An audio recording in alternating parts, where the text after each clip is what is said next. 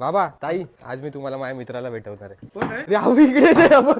सुदर्शन ए कोण आहे? अरे प्रतीक, तो कोण होता? कोण आहे तो? कसा आहेस तू? मी मस्त. तुला बघितल्यावर मी एकदम खुश होतो माहिती आहे ना तुला. बरं आहेस ना? बरं आहे. तू कसं आहे? हे माझे पप्पा. आम्ही चाललो होतो, बोललो तुला भेटून जाऊ. नमस्कार. बाकी काय चालू आहे आजकाल तुझं? आईने मला ते आयब्रो करतात ना ते करायचं शिकवलं माहित आहे का? जे प्रतीक हे खूप असं घेतो आणि असं असं करतो. चाललं एक नंबर. तुझं प्रतीक, मी जाऊ का? आईने घरी कार्यक्रम ठेवलाय. तू काय करणार तिकडे जाऊ? अरे मी नाही गेलो ना प्रतीक, तर माझी आई मला मारेल, काकेत घेऊन मारेल माहिती आहे? का? हे काय असतं? काक म्हणजे ही आपली काक. काय कर? तुमची काक खूप काळी आहे. अरे प्रतीक, तुला सांगायचंच राहिलं, मी नवीन एक गोष्ट शिकलं. सांगू? सांग.